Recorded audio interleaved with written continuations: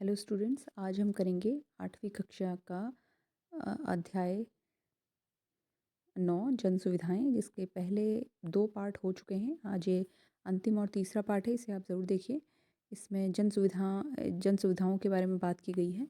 Specially पानी जैसे मुख्य विषय पर बात की गई है, जो एक तरह से एक सामान्य जीवन जीने के लिए और किसी की भी इंसान की एक मौलिक आवश्यकता है। तो इसे यह अधिकार है, लेकिन उसके बाद भी इतनी भेदभाव से भेदभावपूर्ण तरीके से लोगों में यह बटा हुआ है कि कहीं अच्छी कॉलोनियों में हमेशा पानी की आपूर्ति रहती है, और जो उतनी संभ्रांत कॉलोनियाँ नहीं हैं उनमें किस तरह का अभाव है पानी का, ये हमने आगे के चैप्टर्स में इससे पहले के भाग में देख लिया है। तो हम इसका आज तीसरा पार्ट करने जा रहे हैं, जिसमें है विकल्पों की तलाश। चेन्नई शहर को की बात बताई गई थी यहाँ। इसमें हम देखते हैं कि चेन्नई की स्थिति कोई अनूठी नहीं है। गर्मियों के महीने में पानी की कमी का यह हाल देश के दूसरे शहरों में भी देखने को मिलता है। हमें अक्सर आसपास सुनाई देता है, क्योंकि आपने खुद भी देखा होगा और खुद कई बार महसूस भी किया होगा पानी की किल्लत को। ठीक है, तो नगर पालिका की जलापूर्ति में कमी से निपटने के लिए निजी कंपनियां ज़्यादा से ज़्यादा इलाकों में फैलती जा रही हैं। ये कंपनियां अपने मुनाफे के लिए पानी बेचती हैं। पानी के इस्तेमाल में भी ज़बरदस्त गैर बराबरी दिखाई देती है। शहरी इलाकों में प्रति व्यक्ति लगभग 135 लीटर पानी प्रतिदिन मिलना चाहिए। पानी की यह मात्रा लगभग 7 बाल्टी के बराबर है। शहरी जल आयोग ने यह मात्रा तय की है, लेकिन झुग्गी बस्तियों में लोगों को रोज़ाना प्रति व्यक्ति 20 लीटर यानी 1 बाल्टी पानी भी नहीं मिलता। दूसरी तरफ आलीशान होटल में रहने वाले लोगों को रोज़ाना प्रति व्यक्ति 1600 लीटर यानी 80 बाल्टी तक पानी मिलता है। ठीक है, जो आपके 5 स्टार 4 स्टार 3 स्टार होटल्स होते हैं या बड़े बड़े जो होटल हैं, उनको इतनी पानी की सुविधा दी जा रही है। नगर पालिका के ज़रिए जलापूर्ति में कमी को अक्सर सरकार की नाकामयाबी माना जाता है। कुछ लोगों की दलील है कि चूँकि सरकार ज़रूरत के हिसाब से पानी मुहैया नहीं करवा पा रही है और बहुत सारे शहरी जल विभाग घाटे में चल रहे हैं, इसलिए जलापूर्ति का काम निजी कंपनियों को सौंपा जाना चाहिए। उन्हें लगता है कि निजी कंपनियाँ ज़्यादा बेहतर काम कर सकती हैं। लेकिन इस पर भी हमें विचार करना है कि दुनिया भर में जलापूर्ति की जिम्मेदारी सरकार पर रही है। निजी जलापूर्ति व्यवस्था के उदाहरण बहुत कम हैं। और दूसरा पॉइंट ये है फैक्ट इसमें कि दुनिया में ऐसे कई क्षेत्र हैं जहां सार्वभौमिक जलापूर्ति सब लोगों तक पहुंच रही है। तो यहाँ भारत में ऐसा क्यों नहीं होता हुआ दिख रहा है हमें, हम देखते हैं और दुनिया का भी एक उदाहरण देखते हैं कि क्या हो रहा है। यहाँ बताई गई है बात, एक उदाहरण दिया गया है पोर्तो एलेग्रे। पोर्तो एलेग्रे जो है वो है ब्राज़ील का एक शहर। इस शहर में बहुत सारे लोग हैं गरीब। ठीक है, लेकिन गौर करने वाली बात यह है कि दुनिया के दूसरे शहरों के मुकाबले यहाँ शिशु मृत्यु दर बहुत कम है, गरीब होने के बाद भी। यहाँ नगर जल विभाग ने सभी लोगों को स्वच्छ पेयजल मुहैया करा दिया है। शिशु मृत्यु दर में गिरावट के पीछे यह सबसे बड़ा कारण है। क्यों? क्योंकि यहाँ इन्होंने स्वच्छ पेयजल मुहैया करा रखा है सबको। शिशु मृत्यु दर की गिरावट में यही है क्योंकि उससे भी बच्चों को बीमारियाँ नहीं हो रही हैं, जो पहले उन्हें गंदा पानी पीने से होती थी। ठीक है, यहाँ पानी की औसत कीमत कम रखी गई है और गरीबों से केवल आधी कीमत ली जाती है। विभाग को जो भी फ़ायदा होता है उसका इस्तेमाल जलापूर्ति में सुधार के लिए किया जाता है। जल विभाग का यह काम पारदर्शी ढंग से चलता है। विभाग को कौन सी योजना हाथ में लेनी चाहिए, इसके बारे में लोग मिलकर तय करते हैं। जनसभाओं में जनता प्रबंधकों का पक्ष सुनती है और जल विभाग की प्राथमिकताएं तय करने में वोट के ज़रिए फैसला करती है। ठीक है, तो दुनिया में ये हाल है, लेकिन कि वहाँ गरीबों को मुफ्त पानी मिल रहा है या बहुत कम कीमत पर पानी मिल रहा है, जिससे उनकी शिशु मृत्यु दर वगैरह भी अब कम हो रही है, यानी स्थिति सुधर रही है। लेकिन भारत में ऐसे कई लोग हैं जो इसको निजी कंपनियों के हाथों में देने के लिए तैयार हैं, जिससे वो ज़्यादा से ज़्यादा मुनाफा कमा सकें। चाहे गरीब आदमी उसको अफोर्ड कर पाए या नहीं कर पाए, इससे उन्हें कोई मतलब नहीं है। तीसरा पॉइंट देखते हैं, जलापूर्ति की जिम्मेदारी निजी कंपनियों को सौंपी गई। ऐसे कुछ मामलों में पानी की कीमत में भारी इजाफा हुआ, इस कारण बहुत सारे लोग पानी का खर्च उठाना नहीं कर पाए और ऐसे शहरों में लोगों के विशाल प्रदर्शन हुए। बोलीविया आदि देशों में तो दंगे फैल गए पानी के लिए, जिसके दरबार में सरकार को जलापूर्ति निजी हाथों से छीनकर दोबारा अपने हाथों में लेनी पड़ी। तो ये दुनिया के उदाहरण दे रखे हैं कुछ कि कहाँ क्या क्या हुआ। भारत में जो है सरकारी जल विभागों की सफलता के कई उदाहरण रहे हैं, लेकिन ये उदाहरण कम है। उनकी सफलता कुछ क्षेत्रों तक ही सीमित दिखाई देती है। मुंबई का जलापूर्ति विभाग अपने खर्चों को पूरा करने के लिए जल शुल्क के जरिए पर्याप्त पैसा जुटा लेता है। हाल ही की एक रिपोर्ट से पता चलता है कि हैदराबाद में जल विभाग के दायरे में इजाफा हुआ है और उसकी आमदनी बढ़ी है। चेन्नई में जल विभाग ने वर्षा जल संचय के लिए कई योजनाएं शुरू की हैं ताकि भूमिगत जल स्तर में सुधार लाया जा सके। तो ड्रेन वाटर हार्वेस्टिंग आपने एक टेक्निक सुनी होगी कि जो पानी बारिश से हमें मिलता है, इतना मिलता है कि कहीं बाढ़ आ जाती है, लेकिन हम उसे इकट्ठा नहीं कर पाते। तो एक इस तरह की टेक्नोलॉजी लाई जा रही है जिसमें हम बारिश का पानी, अपने छतों पर गिरने वाला पानी या फिर सड़क जो भूमि पर गिरता है, उसको हम कैसे संचित कर सकते हैं, इसकी योजनाएं बनाई जा रही हैं ताकि भूमिगत जो जल स्तर है इसमें सुधार हो। वहाँ पर पानी की ढुलाई वितरण के लिए निजी कंपनियों की भी सेवाएं ली जा रही हैं, लेकिन पानी की टैंकर की दर सरकारी जलापूर्ति विभाग ही तय करता है और वही उन्हें काम करने की इजाज़त देता है, इसलिए इन टैंकरों को अनुबंधित कहा जाता है।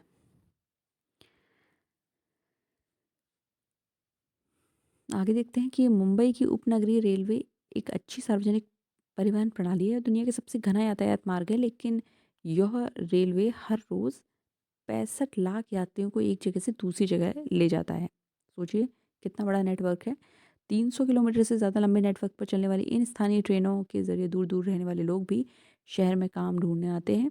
इस बात पर गौर करें कि शहर में रहन सहन की भारी लागत के कारण साधारण मेहनत कश लोग शहर में नहीं रह सकते, तो इसलिए उन्हें दूर दराज रहना पड़ता है और इनके ज़रिए शहर में काम करने उन्हें आना पड़ता है। तो जैसे दिल्ली में मेट्रो है, वैसे ही मुंबई की जो लोकल ट्रेन है वो यहाँ की लाइफलाइन कही जाती है। तो अब है स्वच्छता संबंधी सुविधाओं का विस्तार।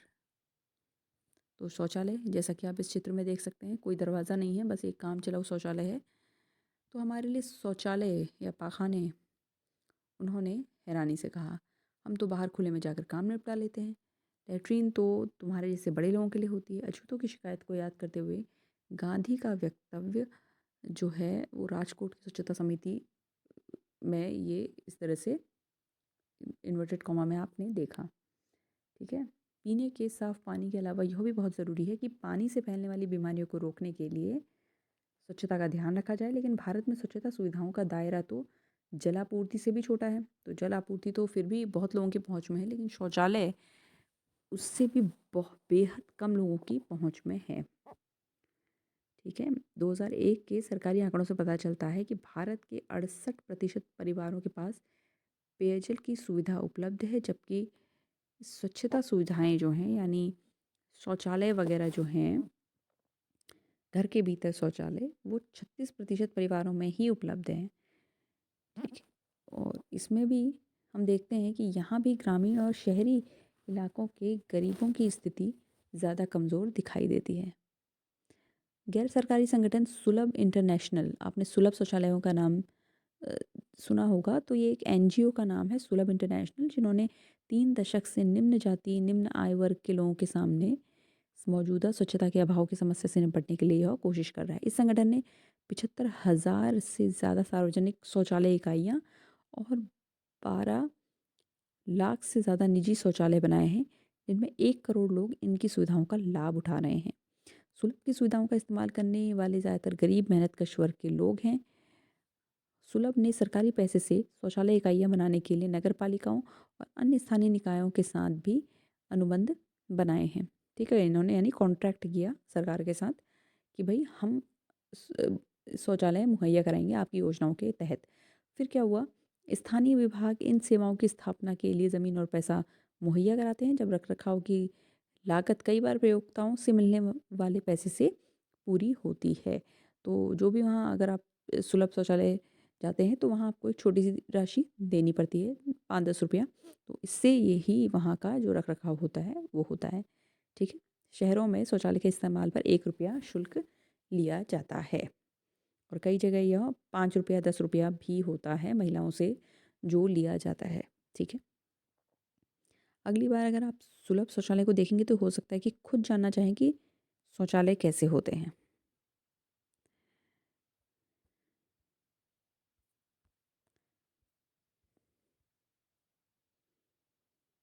क्या आपको लगता है कि समुचित स्वच्छता सुविधाओं के अभाव से लोगों का जीवन प्रभावित होता है? और होता है तो कैसे होता है? ये आपको बताना है। ये ब्लू इसमें आप देख सकते हैं कि आपको ऐसा क्यों लगता है कि इससे औरतों और लड़कियों पर ज़्यादा असर पड़ेगा? तो शौचालय का अभाव लड़कियों और महिलाओं को ज़्यादा प्रभावित करता है, वो क्यों? 2001 की जनगणना के अनुसार 44% घरों में बिजली पहुंच चुकी है। इसका मतलब यह है कि 7 करोड़ 80 लाख परिवार अभी भी अंधेरे में हैं। तो सिर्फ 44% ग्रामीण घरों की बात ये हो रही है, यहीं बिजली पहुंची है। बाकी लोग के घर में अभी भी बिजली नहीं पहुंची है और इनकी तादाद है 7 करोड़ 80 लाख परिवार। ठीक है, इनकी संख्या और भी ज़्यादा है क्योंकि यहाँ परिवार की बात हो रही है। तो निष्कर्ष क्या है? ये है बिजली, पानी और शौचालय, इस तरह की जो चीज़ें होती हैं, ये है जन सुविधा जो हर किसी के लिए एक बहुत ही बेसिक कंडीशन है एक जीवन को जीने की। तो इसका निष्कर्ष हम ये निकालते हैं कि बुनियादी जो ज़रूरतें हैं वो होती हैं जन सुविधाएँ। भारतीय संविधान में पानी, स्वास्थ्य, शिक्षा आदि अधिकारों को जीवन के अधिकार का हिस्सा माना गया है।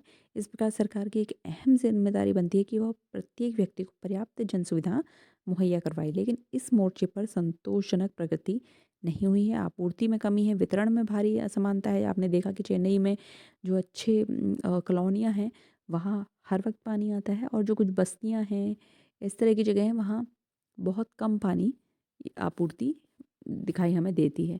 महानगरों और बड़े शहरों के मुकाबले कस्बों और गाँवों में सुविधाओं की स्थिति और भी ख़राब है। संपन्न बस्तियों के मुकाबले गरीब बस्तियों में सेवाओं की स्थिति बेहद कमज़ोर है। इन सुविधाओं को निजी कंपनियों के हाथ में सौंप देने से समस्या हल होने वाली नहीं है। क्यों नहीं होने वाली है? क्योंकि वो सिर्फ़ अपना मुनाफ़ा कमाने के लिए कार्य करती है। किसी भी समाधान में इस महत्वपूर्ण तथ्य को नज़रअंदाज नहीं किया जा सकता कि देश के प्रत्येक नागरिक को इन सुविधाओं को पाने का अधिकार है और ये सुविधाएँ समतापरक ढंग से मिलनी चाहिए। समतापरक ढंग से यानी सभी को समानता से ये मिलनी चाहिए। ऐसा नहीं है कि अमीर लोगों को ये बहुत ही उसमें मिले तादाद में और जो गरीब लोग हैं, गाँव में रहने वाले लोग हैं, उनके साथ भेदभाव करके हम उनको आपूर्ति ही ना करें इन चीज़ों की। तो ये चैप्टर यहीं ख़त्म होता है। आगे हम मिलेंगे इसके नेक्स्ट चैप्टर में।